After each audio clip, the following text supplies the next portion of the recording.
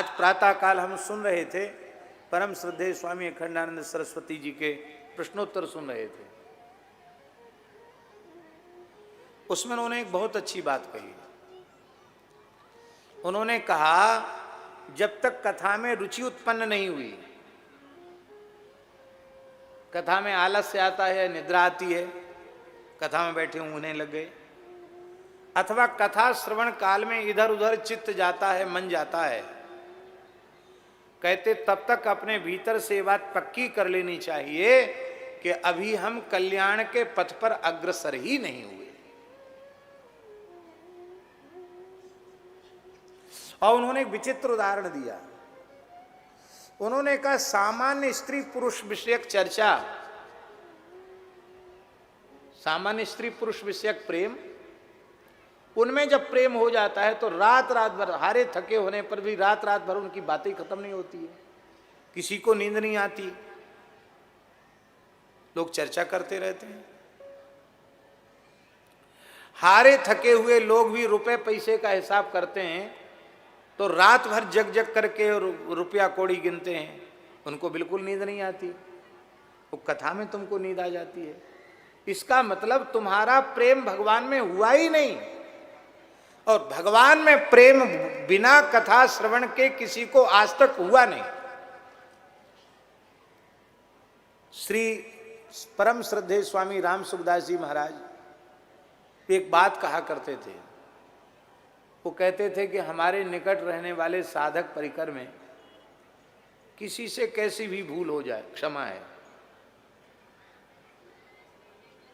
जो भूल नहीं होनी चाहिए वो भूल हो गई, क्षमा है, क्योंकि सुधरने के लिए ही तो यहां आए हैं। कोई भूल हो गई उसका सुधार होगा। लेकिन सवेरे 5 बजे की प्रार्थना में उपस्थित न हो, सवेरे के सत्संग में उपस्थित न हो और शाम के सत्संग में उपस्थित न हो, तो ऐसा आदमी चाहे जितना भजन करता हो, साधन करता हो, पर कथा में यदि समय से उपस्थित नहीं होता प्रार्थना में, तो स्वामी जी कहते थे इसकी छुट्टी कर दो, कभी सिद्ध हो गया घूमे फिरे, यहां हमारे पास रहने की जरूरत नहीं है। और गलती पर गलती बनने के बाद भी यदि वो ठीक समय से सत्संग में बैठ जाता है तो लोग कहते थे कि स्वामी जी कहते 100 खून माफ हैं, कथा में आके बैठ जाओ। विनोद में कहते थे, उनके पीछे कहते थे, सामने तो कोई क्या कहेगा कि देखो इतनी बड़ी गलती पे गलती कर रहा है। स्वामी जी कहते नहीं, रहने दो इसको। तो किसी ने पूछा महाराज आप इतनी दया क्यों, कि गलती पर गलती कर, आप दया क्यों कर रहे हैं? बोले देखो, जो चाहे जितना बड़ा अपराधी क्यों ना हो, गुणहीन व्यक्ति क्यों ना हो, यदि सत्संग में आकर बैठता है तो एक आशा की किरण है कि उसके जीवन में परिवर्तन आ सकता है, उसके जीवन में सुधार हो सकता है। किंतु सुधार के स्थान पर ही जो नहीं पहुंचता है, जो कथा ही नहीं सुनता है, उसके जीवन में तो सुधार की संभावना ही नहीं है। तो जब सुधार की संभावना ही नहीं, तो हमारे पास खाली भीड़ बढ़ाने से क्या फायदा? कहते थे भाई कथा कीर्तन सत्संग में नहीं आवे तो मेरे पास रहने की आवश्यकता नहीं। इसीलिए उनके यहाँ ये कठोर नियम था कि व्यवस्था के नाम पर भी कोई कथा के समय कहीं नहीं। नवलराम जी महाराज सारी व्यवस्था देखते थे, लेकिन समय से उनको वहां बैठ जाना पड़ता। सत्संग के समय उनके पास के साधकों में किसी का ये बहाना नहीं चलता कि मेरी तबीयत खराब है, कि मेरा ये है, आज मैं इस काम में चला गया, उसी समय हमको डोल डाल लगे आई। ये सब नहीं, ये सब बहाने नहीं चलते, समय से आना पड़ेगा। बुखार है तो कंबल ओढ़ के बैठ जाओ वहीं, पर आसन पर नहीं रह सकते। हाँ, बेहोश हो जाओ तो कोई बात नहीं, मूर्छा में चला जाए, कोई बेहोश हो जाए, हॉस्पिटल चला जाए तो कोई बात नहीं। जब तक होश हवास में है तब तक उसे कथा कीर्तन में अनिवार्य रूप से उपस्थित होने का बड़ा कठोर निर्देश स्वामी जी का होता था।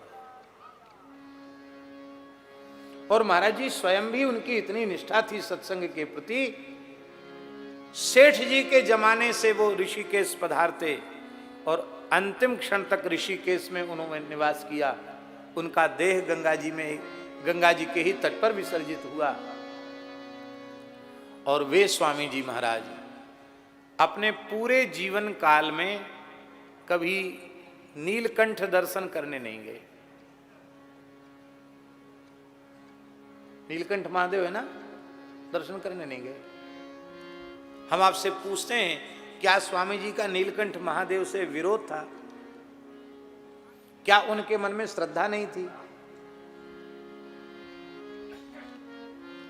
पर उनकी सत्संग के प्रति इतनी महत्व बुद्धि थी कि उस समय 3 टाइम सत्संग होता था उनके यहां। तो सत्संग और स्वाध्याय से अवकाश नहीं मिलता था। अब सवेरे जाएं तो सवेरे का सत्संग छूट जाएगा, उस समय तो पैदल का ही रास्ता था। और शाम को जाएं तो शाम का सत्संग छूट जाएगा। तो सब कुछ छूट जाए, दर्शन छूट जाए और सब छूट जाए, भोजन छूट जाए, निद्रा छूट जाए, पर सत्संग नहीं छूटना चाहिए। बालेश्वर के पास क्षीरचोरा गोपीनाथ जी का मंदिर है। स्वामी जी से किसी ने आग्रह किया कि क्षीरचोरा गोपीनाथ जी का दर्शन कर लो। स्वामी जी दर्शन करने चले। एम्बेसडर गाड़ी थी, किसी भगत की गाड़ी थी।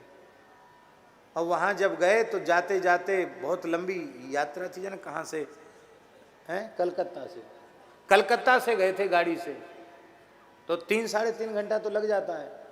वहां पहुंच सत्संग करके यहां से चले कलकत्ते से, और वहां जब तक पहुंचे तब तक ठाकुर जी का पर्दा आ गया। मध्याह्न ठाकुर जी का विश्राम हो गया, राजभोग वाला विश्राम हो गया, दर्शन हुआ नहीं। तब लोगों ने लाख कहा, बोले नहीं हम रुकेंगे नहीं, क्योंकि हमको शाम को सत्संग में जाना है। हम इस स्थान में आ गए हैं, हमारा हो गया दर्शन, मंदिर के शिखर का दर्शन हो गया तो दर्शन हो गया, हम सत्संग नहीं छोड़ सकते।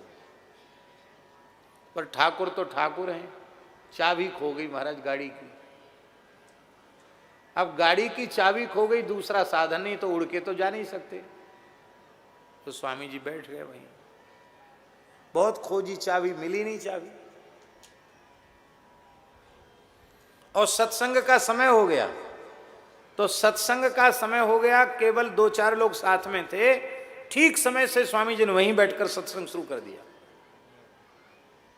गजाननम भूत गणादि सेवितम करके, कृष्णात् परम किमपि तत्व हम न जाने, मोर बोल मोर मुकुट बंसी वारे की जय, कह के स्वामी जी ने वहां सत्संग, ठीक समय से सत्संग हो गया। और सत्संग पूरा होते होते ठाकुर जी के उत्थापन का समय हो गया। अब उत्थापन का समय हो गया और गाड़ी, मोबाइल का जमाना था नहीं, गाड़ी की चाबी मिली नहीं। उसी समय एक बालक मंदिर से दौड़ा दौड़ा आया, वो आकर के बोला, गाड़ी की चाबी देकर, ले स्वामी जी आपकी चाबी, दर्शन खुल गया, पहले दर्शन कर लो फिर गाड़ी में बैठना। स्वामी जी भीतर गए, क्षीरचोरा गोपीनाथ जी का दर्शन किया, और बालक के हाथ से उसने चाबी स्वामी जी के हाथ में दी, और देकर के बालक अंतर्धान हो गए। इस घटना को स्वामी जी ने स्वयं अपने मुखारविंद से इस दास को सुनाया। बोले बाबा, ये माखन चोर, चीर चोर, चित चोर तो है ही हैं, ये चाबी चोर भी है। हमारी चाबी चुरा ली गाड़ी की, और हमको फिर बैठना पड़ा वहां। वहीं सत्संग हुआ और ठाकुर जी का दर्शन हुआ, तो एक बालक ने आकर के चाबी दे दी। बालक का फिर पता ही नहीं चला कहां से आया बालक, कहां गया। सत्संग के प्रति महत्व बुद्धि। श्री सीताराम। प्रतिदिन सत्संग एवं दर्शन के लिए श्री महाराज जी के ऑफिशियल चैनल को जरूर सब्सक्राइब करें।